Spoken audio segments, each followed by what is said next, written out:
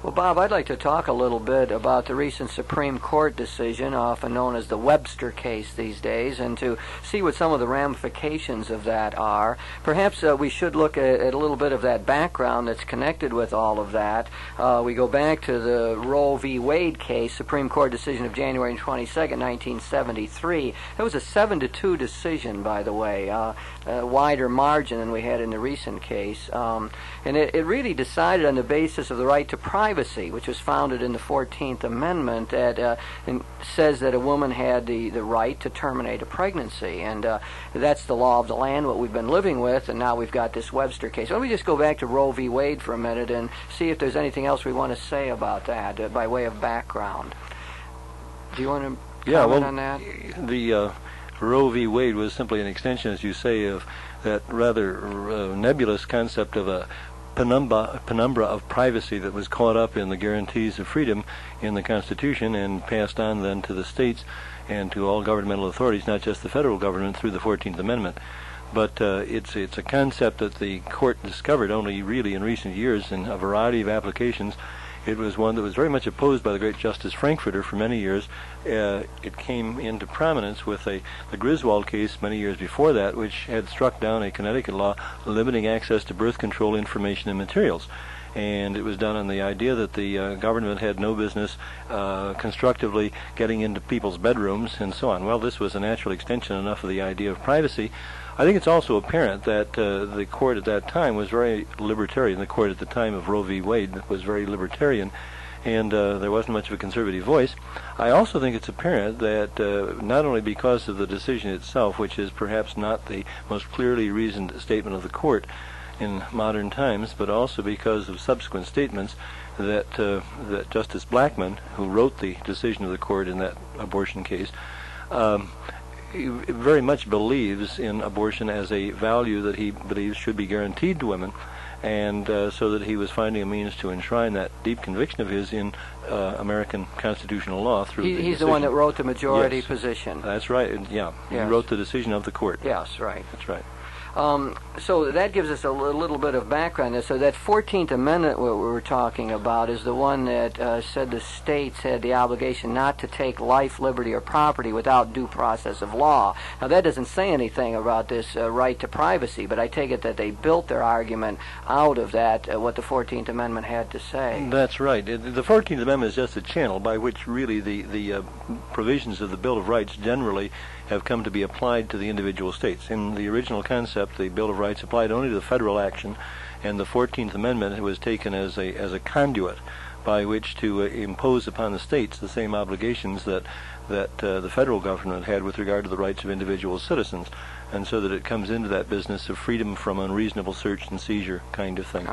And so it boiled down to saying that women had a right, as the common saying is, sort of over their own bodies, or to deal with their own personhood in this way, and so that it was extended to say that the states could not restrict that right. Yeah, that's right. In fact, what it said was not that women had this right. That was the implication, because what it said was that the state may not interfere with the exercise of this. That's the main point, that the states right. could not do that. And that's therefore right. the implication is, and the common catchphrase has been, women have a right over their own bodies.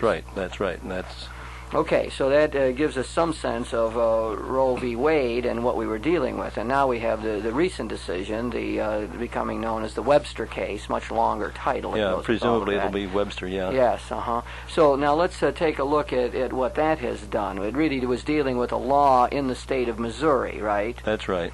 Or a law with a number of restrictions on the use of public funds and public institutions, hospitals supported by public funds and so on, to give counseling with regard to abortion, to encourage it, or to perform abortions.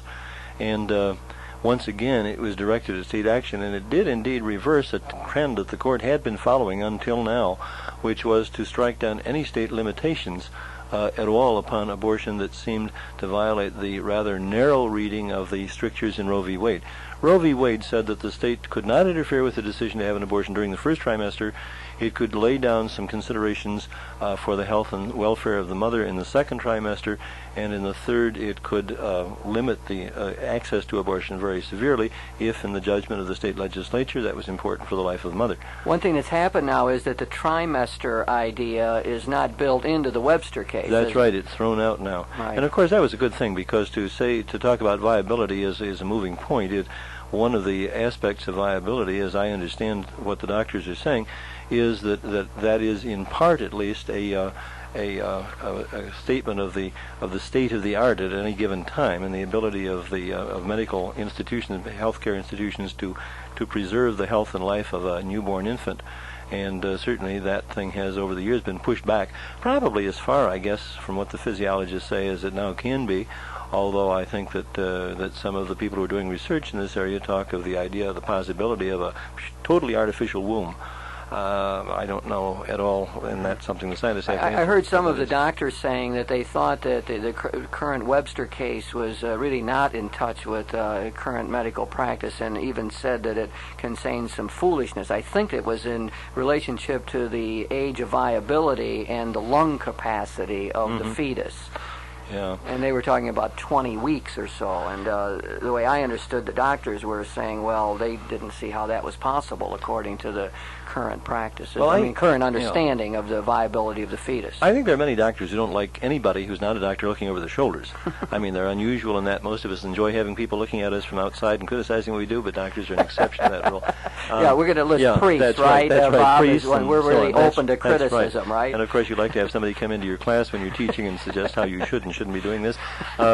Yeah, but I think that I think that those statements are exaggerated, as I understand it, and I haven't read the decision. It, of course, just came out Monday, and I haven't seen the advanced sheets on it yet. But I think that it left the decision of a child who was at least 20 weeks gestation, or a fetus of at least 20 weeks gestation. They left it to the discretion of the physician, and that if in the physician's judgment there was a prospect that the child would be born viable, that he was to do the testing, but it was his judgment, as I understand it. Now, once again, we have to look at what the court says. But the court isn't telling doctors exactly how to practice medicine. I think the point behind that, in the state legislation, which the court was reviewing for constitutionality, the idea might very well have been instead to insist that the doctor must regard the fetus as a patient as well as the mother. And that really is a change, isn't it? I mean, from the kind of viewpoint. Well, there is something in Roe v. Wade, though, isn't there, that the states do have an interest in potential human life, I think is the phrase that they use. The state has a legitimate interest in that. I recall that phrase probably in one of the opinions written. Yeah, and as I recall, that I think was something that had to do with that third trimester limitation of access to abortion. It would lead to that, of saying, yes, the states could regulate during the third trimester. That's right. That's right. Well, Bob, what's going to happen with all of this now is that we're going to get this moved to the state level, aren't we? I mean, this is the various states now are going to be considering legislation. People are going to be introducing legislation from both sides of this debate, and some will be trying to restrict the availability of abortions within the state, and we're going to get a battle within the state legislatures. We're going to get a battle over the election of state legislators in the future.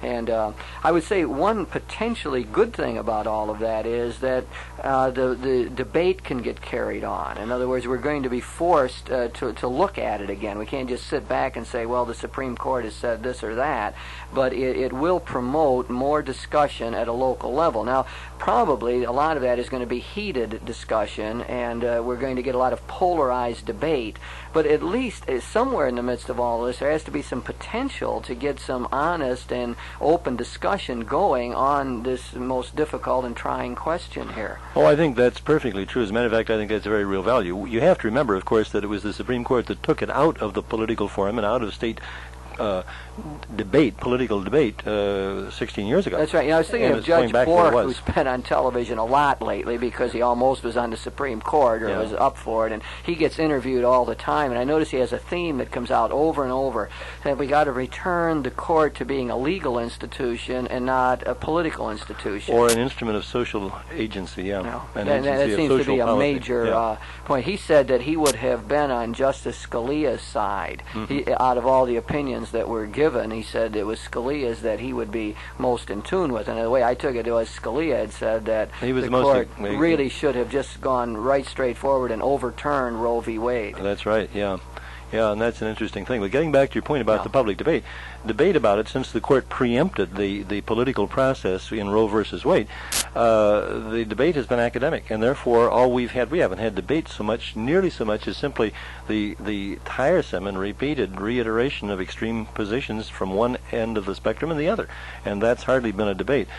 So that, as you say, the fact that this is tossed back into the political arena means, I think, that we have the opportunity for a serious debate so that citizens who now are going to have some voice in what kind of decision is going to result will have to and have the opportunity to do some thinking and to listen to some thinking about the thing, which was a waste of the average citizen's time before, because if the court was going to take the decision over, the average citizen didn't have anything to say about it. That's really a good point. It really set a mood, didn't it, in the country? And the other thing it did then, I suppose, it let something simmer for 16 years, and now we're going to see it bursting out all over the place. Oh, yeah, and it's an excruciating issue, as we know. Let's get that out front. I mean, you know, it is the most divisive issue we've had for probably in memory since Prohibition debate, and maybe even having to go back to the slavery question. Yes. I know someone was asking me the other day in an interview, did I think we could ever solve this thing? And I said, well, there were probably people sitting in the pre-Civil War times sitting there saying, well,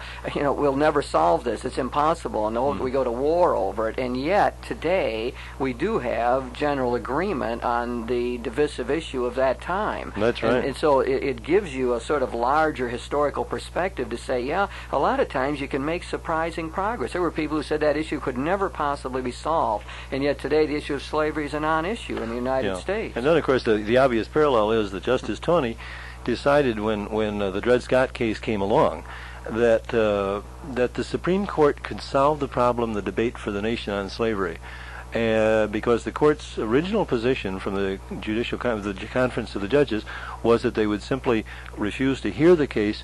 They would refer back to an earlier case, Strawder versus Graham, in which the issue was precisely the same as in Dred Scott. But Taney, the poor man, thought that he could write an opinion that would clarify the issue and settle the debate for the nation on the slavery issue. And it's another one of those instances where the court's taking on an issue that was not ripe for resolution was making a terrible mistake. The only thing that's scary about that is to remember that the consequence of that debate was the Civil War. Yes.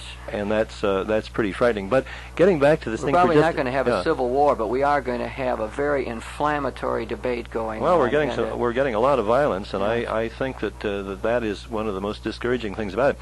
But one of the oddities in Justice Blackmun's dissent in the Webster case that's just come down is that he says now the door is open to violent political debate, precisely the thing we're talking about. And an editorial in the Wall Street Journal this morning said it's too bad he didn't think of that in 1973, because he was the one that set off the polarizing falling out of the two sides on an issue which was not ripe for resolution. So, Bob, what we're going to have to do now, or what we need to push for, it seems to me, is some sort of rational debate on the question. And there's been a man, Father Richard McCormick, Jesuit theologian, who has his own bias, as everyone does on this question, has written an article in which he talked about 10 rules for debating the question. And we might just look at some of those and discuss them a bit about how they're going to help. And I noticed that one of those that he uses is, you've already referred to, and that is avoid the use of slogans, because the slogans just get in the way. And he gives very definite examples of all of this. He says, first of all, the pro-life people should not walk around describing abortion as murder.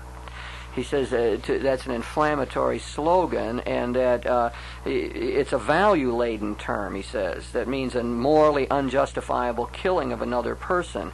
And he says he claims that it's not necessary to defend the rights of the fetus by, or what he considers the Catholic position, by the use of that language. So he thinks that we don't get any place that way. Now, if you listen on television and you see the sloganeering, and you hear that a lot, and that's on a lot of the placards that's used. Now, there might be a debatable kind of point, but McCormick's suggesting that we not use that word murder to describe what is happening to the fetus. Yeah, I think that's important. In fact, that brings up one more thing about the court I'd like to talk about a bit before we get into that, and that is that murder is a crime. And a crime is an artificial quantum. A crime is an act committed in violation of a statute. And so that's why we have a trial of somebody who's obviously shot his next-door neighbor. We've seen it happen on television. We know that A shoots B, but we still say he's a suspect and he's not guilty until a trial establishes that. So the crime is an artificial quantum, and a murder is a crime. And therefore, precisely as the court came along and said that there was nothing wrong with abortion, then it took away the notion of crime and of murder from the idea of abortion. And that just leads me to say that I'm not sure that the court itself has been entirely clear in pointing out that there are legal questions and ethical questions here, and we live in a time when, unfortunately, the court sets a current going that something is ethically okay if it says it's legally okay. We've tended to equate those two things, and I think that's one of the most pernicious kinds of mistakes that could flow out of this whole thing. That's one of the things that I think was kind of bad about Roe versus Wade. It kind of made all kinds of people say, I would never have an abortion, I would never approve of having an abortion personally, but it's okay for somebody else to do it. Yeah, that is also one of McCormick's principles. He says we must distinguish morality and public policy. That you cannot simply equate those two. Now, sometimes they can go together. I mean, a moral position very often, can be enshrined in some sort of public policy, like not beating up little kids or spouses or things like that. But there's also times when there's a differentiation between the two. Oh, yes. One has to be aware of that. And it's tremendously important to keep those things apart in both directions, both that law not be corrupted into becoming an instrument of moral convictions on the one hand, because the business of law and the business of government is not totalitarian. It doesn't cover the whole span of life. It covers a narrow but important segment of the life of a society, which is to say the public order. So it can get as simple as this. If something is allowed legally, then people say then it must be morally all right to do. It must be okay without drawing that distinction. That's right. It must be morally okay. I mean, that's right. Sort of the conclusion. And that really is a false sort of identification, and I think it needs to be cut through, and we have to make a distinction. It can only muddy our thinking about law and ethics and morality if we allow it to go unnoticed. Let's go back to another slogan here, Sure. Bob, that McCormick says that we should beware of, and that is the phrase, a woman has a right to her own body. Yes. This simply assumes that the fetus is part of the woman's body, which, is not a total statement, I don't think, about fetal life. And it sort of makes the implication that a woman's rights over her own body are absolute in some sense. I mean, what that factors out from a religious viewpoint is God and how we relate to God, and that God is the author of life, and that there's some sort of respect, that fundamental respect is due there. But he sees that as another slogan that really doesn't get us any place. It doesn't move the debate along in any clear fashion. All that's right. The difficulty with that, and the people who tried to draw all kinds of parallels, is the fact that pregnancy is an absolutely unique human phenomenon. I mean, we don't have anything that is exactly the parallel. Being in the same rocket ship or the same lifeboat or whatever is not precisely the same thing, and so that for the notion that the fetus is simply a part of the woman's body, it's an appendage like a wart or something of that sort that one may choose to excise, certainly does not clarify why the whole issue of abortion is so painful. Right. So one of the first things, if we're going to carry on a rational debate, now that this is moving back to states, we ought to try to avoid the slogans. On one side of saying, talking about murderers and murder, and the other side just simply saying a woman has a right to her own body. Eric Voegelin always used to say that slogans were intellectual terrorism. that you would be making a point and somebody come along and say in very absolute tones, the woman has a right to her own body, or abortion is murder, and it was supposed to intimidate you into shutting up. Yes, that's a good point to keep in mind. Now let's take up a second one here that McCormick says about these rules for debate. If we're going to do this better, he talks about. I'll let you get through those rules, Jim. Well, we're not going to get through all of them, Bob. And we don't need to, but they are helpful, I think, to get us what we're after here is how we're going to deal with this question now in such a troubled issue. Another one he says is attempt to identify areas of agreement instead of just starting out what we don't agree on. So, and he makes some stabs at that. He says we could all say that abortion in most cases is tragic and an undesirable thing.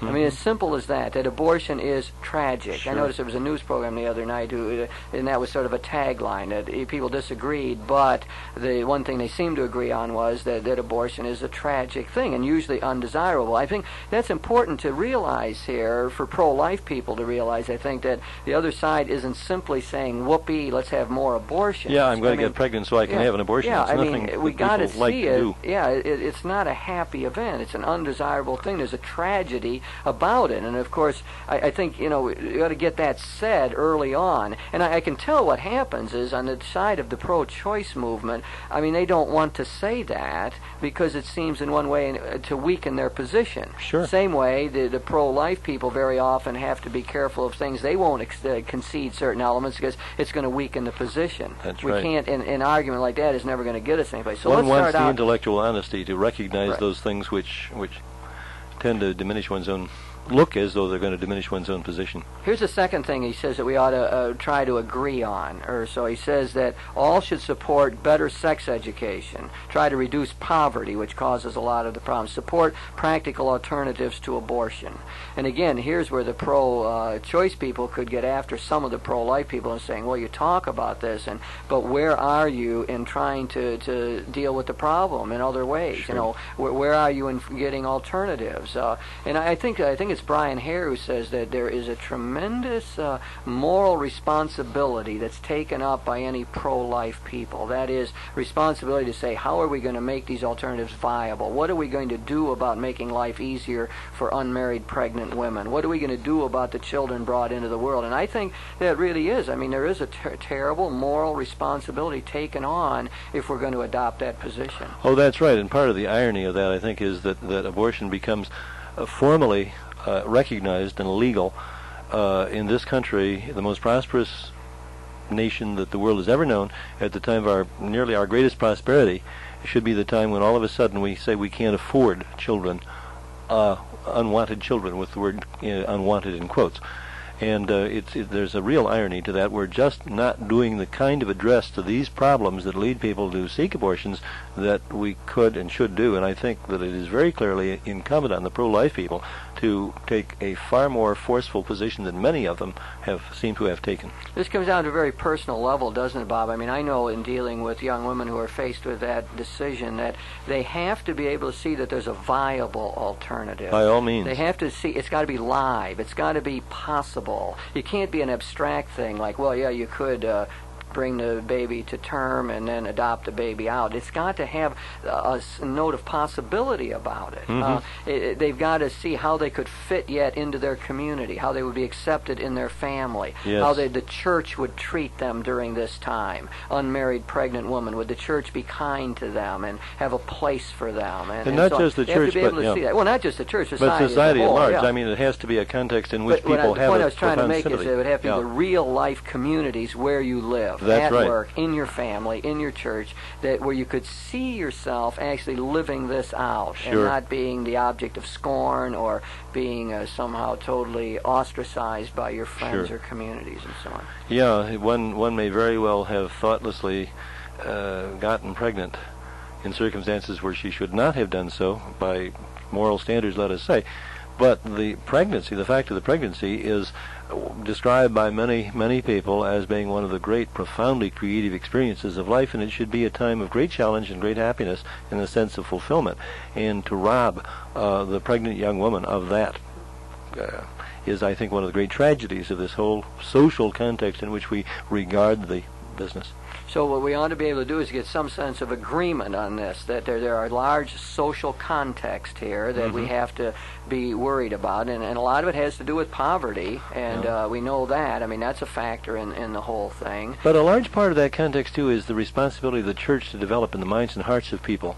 It's the way you speak of the church, and as an institution, I think that we have certainly the responsibility to be concerned about the development of resources to help people meet this challenge. But by the same token, the church wouldn't have to be going around making the argument against Roe versus Wade if the Christian churches generally had been more successful in inculcating a sense of the sanctity of life.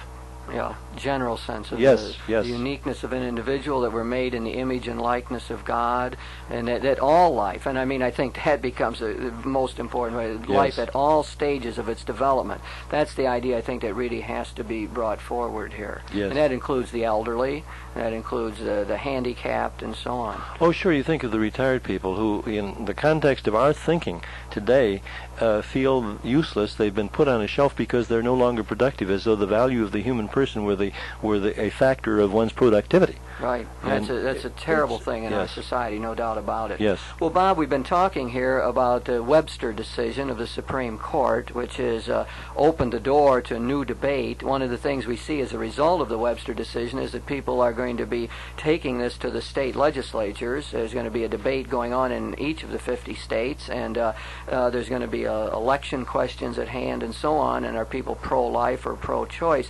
And what we're hoping is that it's going to lead not just to fireworks, but to some enlightened debate, so that people can begin to talk about this. And if we're going to talk about it effectively, we need to avoid slogans like thinking of abortion simply as murder, or a woman has a right to her own body. And we're going to have to identify some of these areas of agreement, like taking care of the social context. It's a fascinating question that's going to be with us a long time.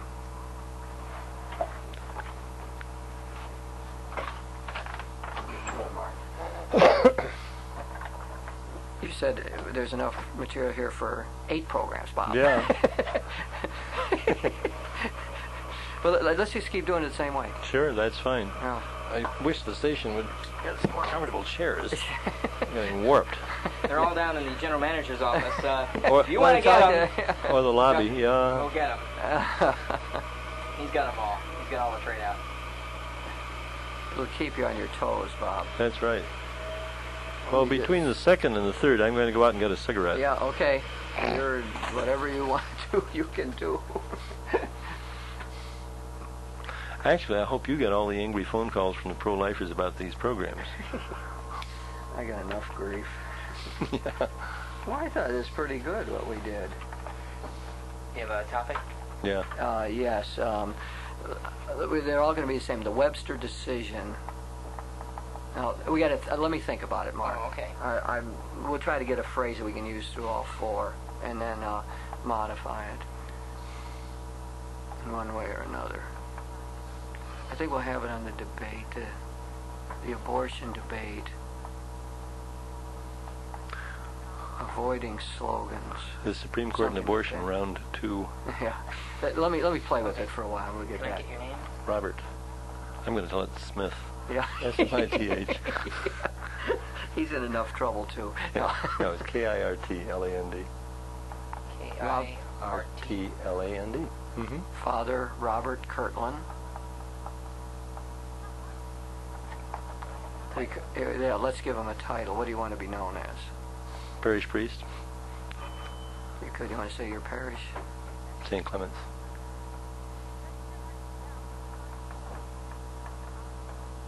In Toledo.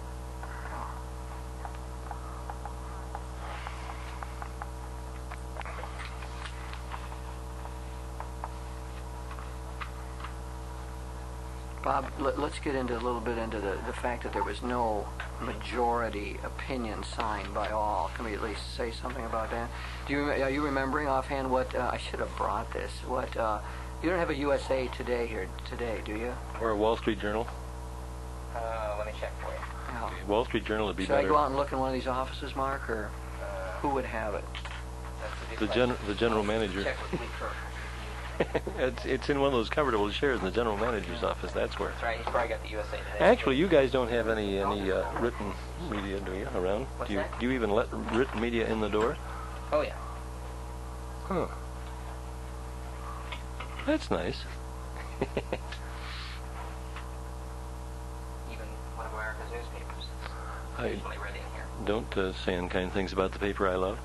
In fact, it's kind of like, is it the Israelis that or the Arabs that won't let you go to, say, to Damascus if you've stopped in Israel first, or is it the other way around?